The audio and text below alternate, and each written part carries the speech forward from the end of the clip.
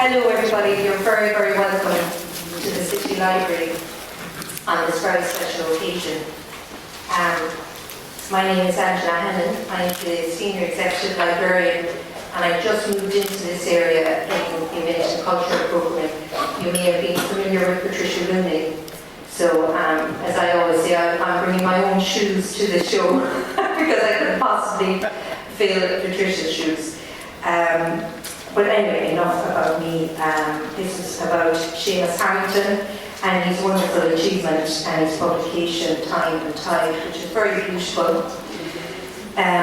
So it is a great pleasure to have you all here today to celebrate the debut poetry collection of Cork poet Seamus Harrington.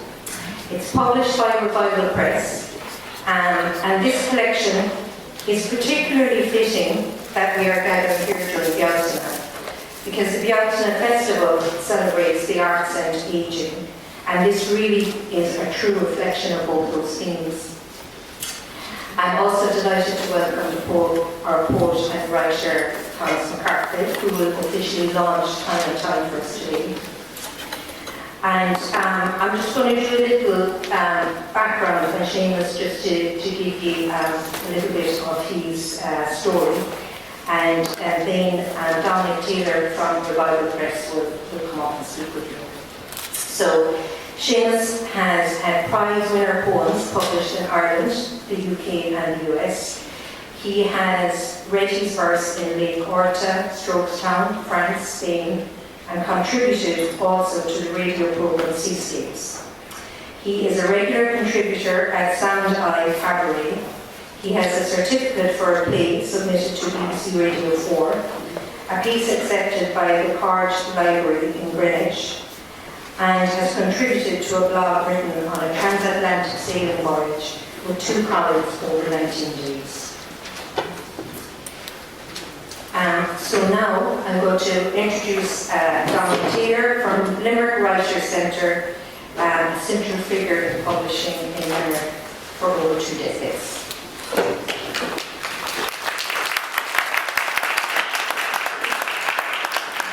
you, Angela. And just to reiterate what Angela was saying there, it's a pleasure to welcome you all here to the launch of Time and Tide, the debut poetry collection by Cork poet Seamus Harrington. And this is an important day for Seamus, and it's also a proud moment for us at the Revival Press and the Limerick Writers' Centre. Today's book marks the 222nd publication since we began in 2008, a milestone that reminds us that just how far a small community-driven press can go when people believe in the work. From the beginning, our ethos has been simple: to support writers, give space to voices that deserve to be heard, and to build a literary community that is open, accessible, and rooted in place. We are not a commercial powerhouse. We are a community publisher, and every book we produce is the result of trust, collaboration, and a shared belief in the value of the written word. But here's what truly excites us. We want every book we publish to inspire other writers. We believe that even in limited editions, each book has the power to encourage someone to pursue their own writing dream. And as I can look around here today, I see some people here that we have published and bought into that dream, so welcome. You might have heard of the avant-garde rock band, the Velvet Underground, but back in the 1960s, their first album sold only about 300 copies. But there's a wonderful legend that says every person who bought that album went on to form a band. And that's our dream for our titles. We may publish limited runs, but if each book inspires even one person to pick up a pen, join a writing group, to believe that their story matters, then we've created something far more valuable than a bestseller. We're creating a movement, writer by writer. And incidentally, the name, The Velvet Underground, was itself taken from a paperback book, proof that the written word is always at the root of things. Time and Tide fits beautifully within our mission. Seamus has created a collection shaped by weather, work, memory, and the pull of the sea. His poems move through shipyards, lighthouses, toll plazas, and coastlines, capturing both the drama and the quiet comedy of everyday life. His language carries warmth and music, and the poems invite us to pause, look closer, and recognise the extraordinary in the ordinary. I also want to acknowledge Thomas McCarthy, who has kindly agreed to officially launch the book today. Thomas is one of the most respected poets, and his presence here is a generous gesture of support for Seamus and for the wider literary community.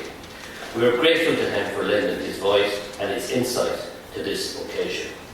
To Seamus, I want to thank for trusting Revival Press with his debut collection. It is a privilege to help bring this book into the world, and all of you here today, thank you for showing up, for supporting writers, and for keeping the literary life of our communities alive. A small press survives not on sales figures, but on people, and your presence makes all the difference. Time and Tide is now available, we hope, in all Cork bookshops and online through the Limerick Writer Centre. I hope it finds many readers and travels far beyond the shores that inspired it. Please join me now in welcoming Thomas McCarthy, who will officially launch the book.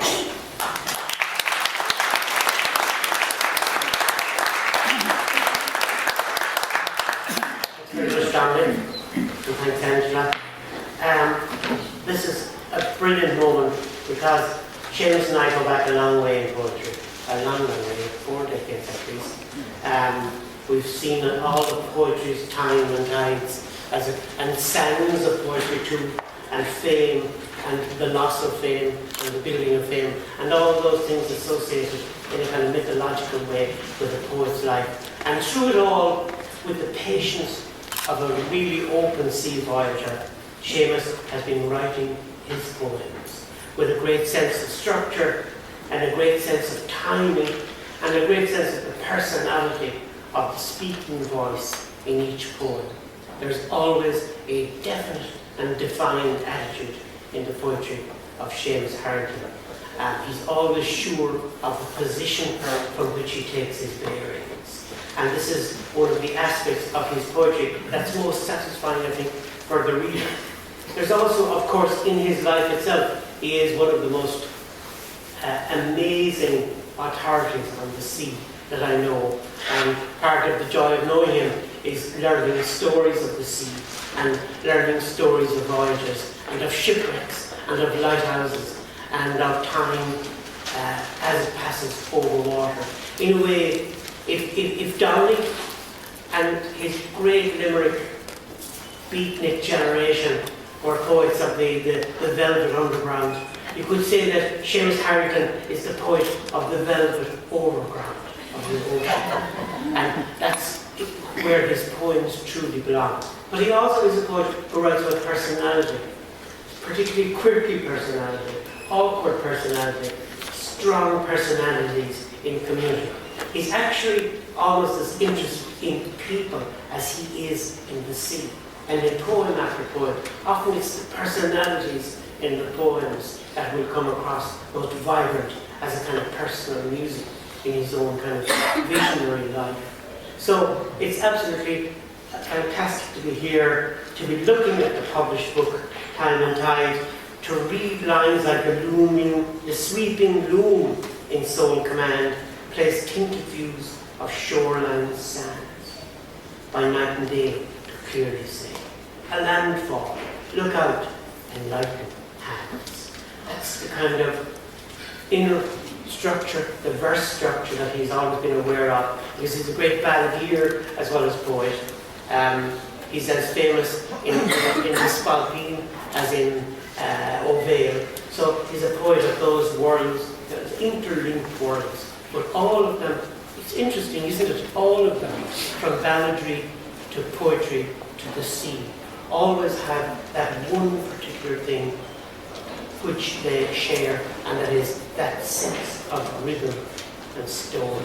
And that's also in the poetry of Time and Tide. So I congratulate you, Seamus Harrington, for this beautiful book, and I launch this vessel on the ocean of readers.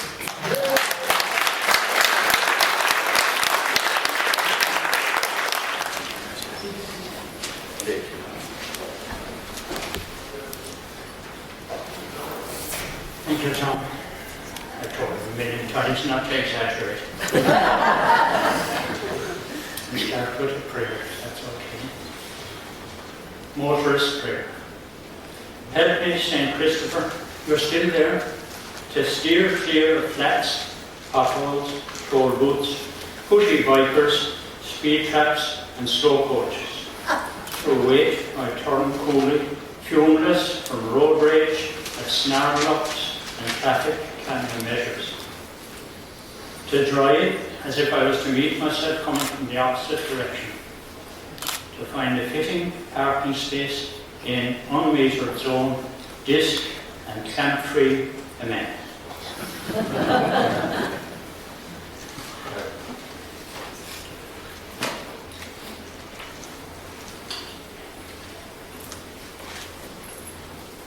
Did you ever wonder how a flock of birds or a school of fish can swing and turn without ever colliding? Murmurations called. But I read somewhere now that each bird has only to be aware of the 7 nearest birds that takes some doing. So when they congregate and waiting for an order, maybe there is somebody in charge, perhaps. Briefing at 1800.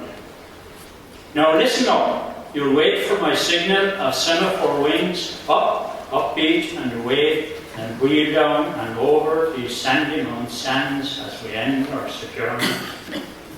Recheck your sonar, first wave of 2000 includes our returns. Remember the drill, a silver blur for the lensman, let watchers discern our climb will be steep with no afterburn.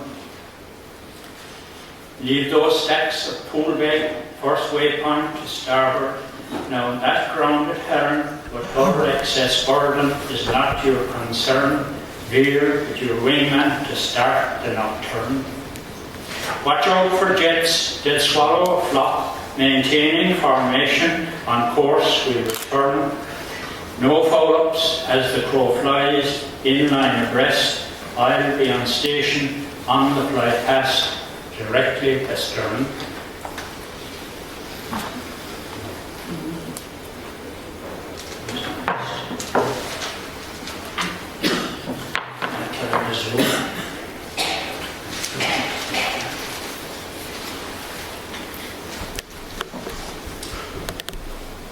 Isabel on foot.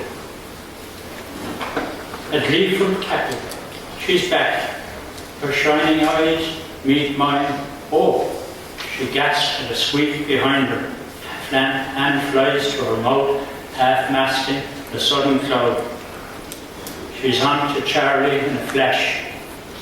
A hug for a lengthy 2-second count. Then breaks for a kiss on a 5-month-old eyelash. His playmat, mobile, still jigging. But another expedition to the outback awaits, her hectic mind flitting over her animated face.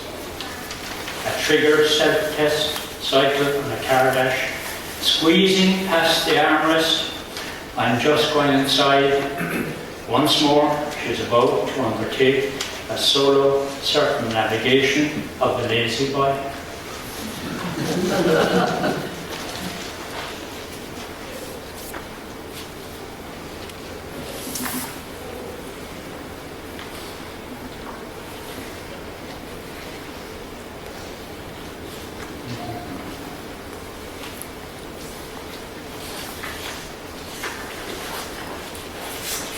There's an introduction to this one out first. My cousin, Elizabeth Moore, late husband, Evans Garopolis, will be 93 today. He, like this poem, did, how Elizabeth and Helen, her daughter, are looking after the bookings for Supreme Safaris outside Nairobi, if you're interested in going. Also her cousin and mine, the late Dennis Crowley, would be 93 today.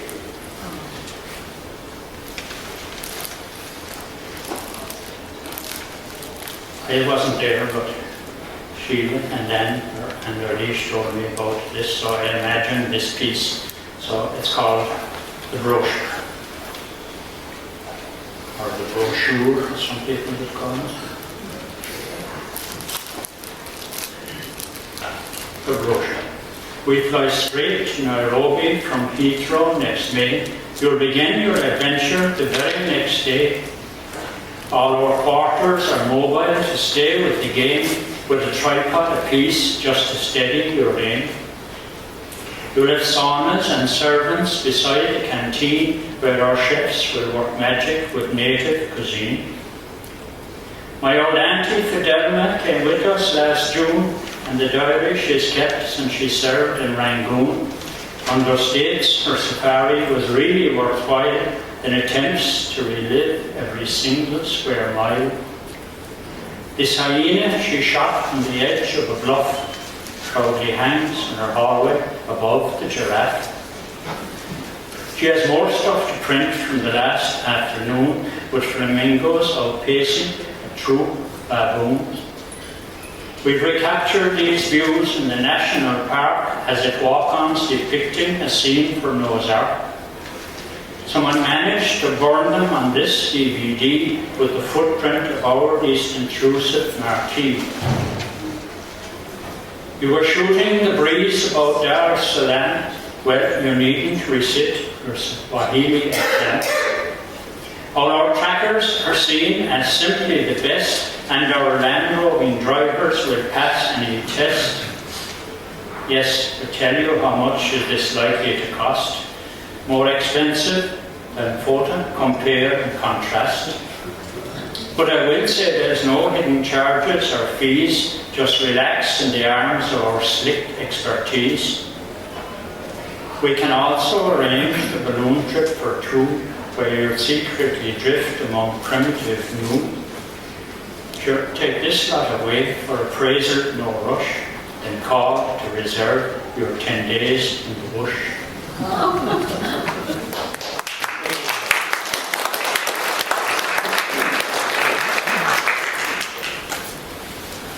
Northwest after Cook. Cotton plateaus and peaks and slopes, puffed and fluffed on ephemeral plains, deserted. Icarus, I view, ice caps, burnished, tawny, fractured and crusty, how long more can this last? The midnight blade hacks into a ledge to find purchase under the overhead. An avalanche of immense whiteness starts to crumble and tumble in sweet silence, slipping down the sheer face, past stalactites, will-o'-the-wisps of froth, down frosted flows, to land across the mouth of the fjord. The wedge shape of attrition eating into those honeycombed caverns, those canyons, pale as egg white, down into blue, glazed flats of Wedgwood. Hate Alaska.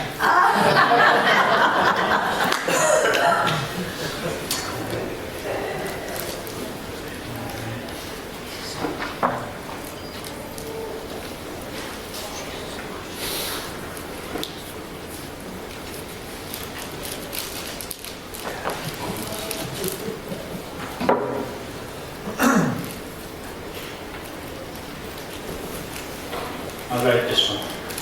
If you travel west along the coast, but land, sea or air, you'll come to a place, Line Strand. Is that right, Ray? But I much prefer to call it Line Harbour. Line Harbour. Still dragging her anchor a half cable closer, off headland steep shoulder, at daybreak the spectre, one freighter of lumber, drawing that extra metre. On this coast of stranger, lacks sea room to enter, the mouth of Line Harbour, slide wreckers at Easter.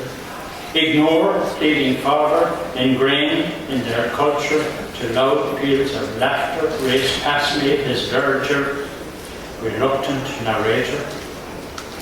Damn fog rolled the skipper, first since the equator. He grabbed his sou'wester from hissing by anger, reefs under or counter, their finger or rudder. With nothing to barter at poop deck they muster, expecting no quarter from each brazen vulture, appeals to our mother. Stave off that grim reaper in flotsam by water, which readies her hamper. And high on the danger, cliff's makeshift rope ladder, where many a coaster, sea-hound, fleet clipper, that ex-herring drifter, renamed ocean venture, like fruits of their cooper, were roiled to a splinter, each lamp-trusting sailor, misled by a traitor, poor lambs to the slaughter.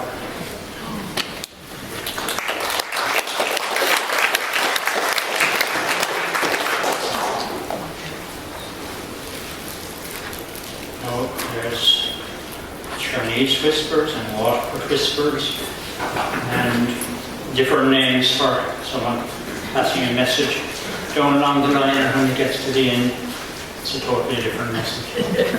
So this is called Victor. The Victor advanced on Berlin, divided my cartridge too thin, but go to reprint. Each cartridge is spent. I'm sorry, I'll read that again. The Victor who starred in Rossspring confided my partner likes gin, but I circumvent. Each tango is spent, sidestepping occasions of sin.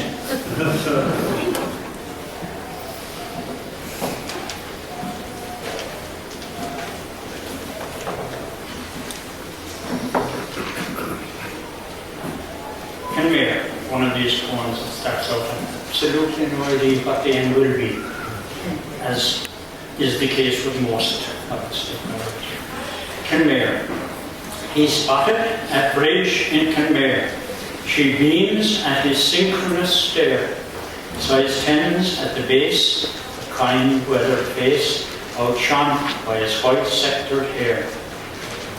His heart's like a parachute flare.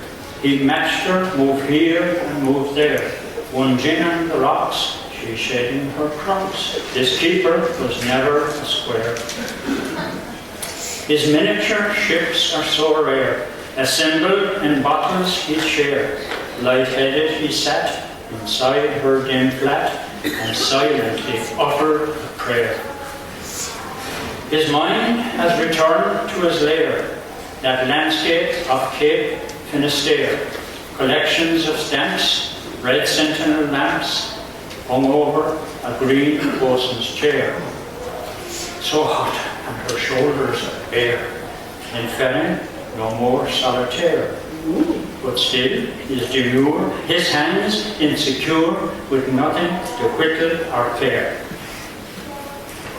Last winter, from decades of care, relief came when March turned fair, and that breeches boy they had to deploy, plucked two from the brink of despair. She's busy, light snacks to prepare. He studies her hand-painted wear. Bet she knows what's what, wax cherry, what not. His dresser, so hard to compare. And yet, he's not walking on air. Besotted, but never a player. The coast is now clear, and altitude fear, 1 foot on a circular stair.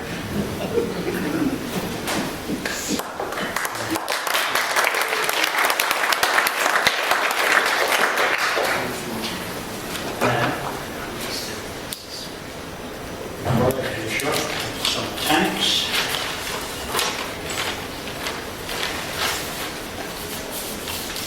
About an hour and a half.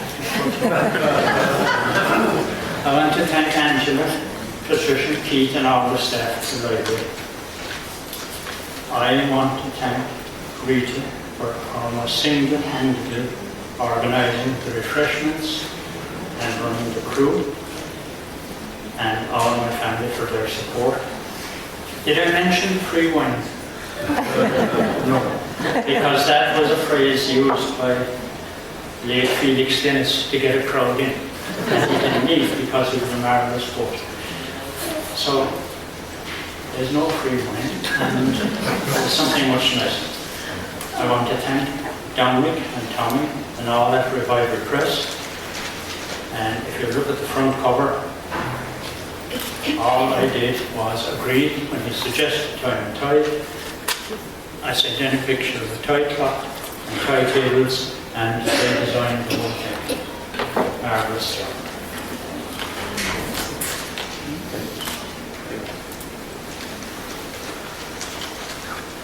And the White House, the Loft Bar, the Lowlands, and different venues there. Thanks to Tom McSweeney, he couldn't be here. Thanks to Dr. St. Ledger, who's away. Thanks to Tigpilleen, McCurtain Street, the Munster Literature, Pat, James, and Jennifer. Thanks to Alan Hopkin. Thanks to O'Dale, all, see here. All is published in each of 6 languages. Thanks to Colum and the Wednesday workshops, poetry films. Thanks to Bear Island Arts Festival, Bear Island Radio, and at the recent Titanic book launch tour called Unsinkable. There was talk of a tour to the United States, and there's possible 9 or 10 from Ireland. So I was asked, would I be interested? I said, when would that be? September? No. I'll be at the Bear Island Arts Festival. Listening to Graham and his musical friends. Thanks to Desi's and the hotel, to McCarthy's and White Room in Castleton, Hungry Hill Writing, Eddie O'Connor, who's here, Mehel Mara and crew, Ray, Andrew, John, Val, Aidan, Eddie, Brenda, and Michael. Over here. Thanks to Ray. Did I say it? Yeah, he's the catamarans.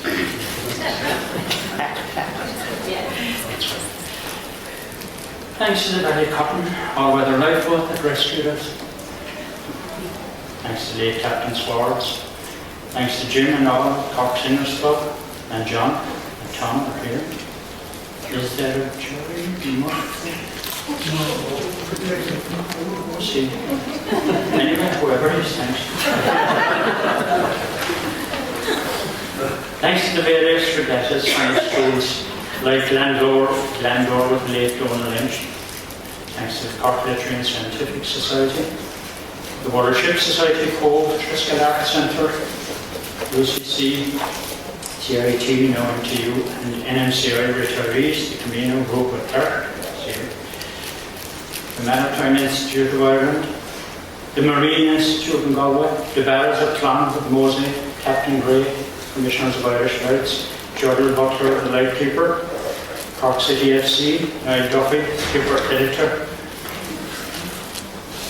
John McSweeney, Marine Times, the Irish Cruising Club, and finish up with one. This may have found its way down into Stony Thursday, a slight correction. Never write about writing, that's the advice. Editors don't like it, publishers don't like it, critics don't like it, fellow poets don't like it. But that's alright, because this is not writing about writing, this is writing about not writing. A slight correction. I've made a light correction in pages 1 and 2 that alters my complexion, updates my point of view. I've made a tight correction in pages 2 and 3. I've practiced this dissection beyond the nth degree. I've made a height correction in pages 3 and 4 in line with your direction that less is sometimes more. I've made a bite correction in pages 4 and 5 with solemn introspection, a scan, a sloppy drive. I've made a bright correction in pages 5 and 6, the strains of imperfection take root in lexic tricks. I've made a spike correction in pages 6 and 7, the blizzards of rejection obscure each way to heaven. I've made a trite correction in pages 7 and 8, it's such a sad reflection. and all my work to date. Unmade and night complexion, in pages 8 and 9, betraying my predilection in every single line. I weighed each white inflection, exploding myths, and then, deleting every section, I smashed my corset pen. Thank you.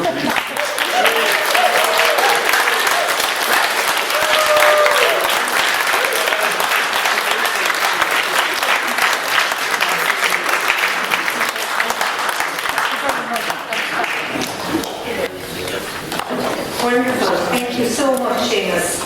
And a fabulous turnout as well. It's a testament to you as a person and to your poetry. So thank you very much. And you know it's a privilege for public libraries to be able to hold these collections that are both very personal to people. And we would hold them and they would circulate locally and nationally as well. So that's a real privilege for us to hold them here in our shelves. I'd like to thank Dominic from Limerick Writers Centre and Tom for a wonderful launch.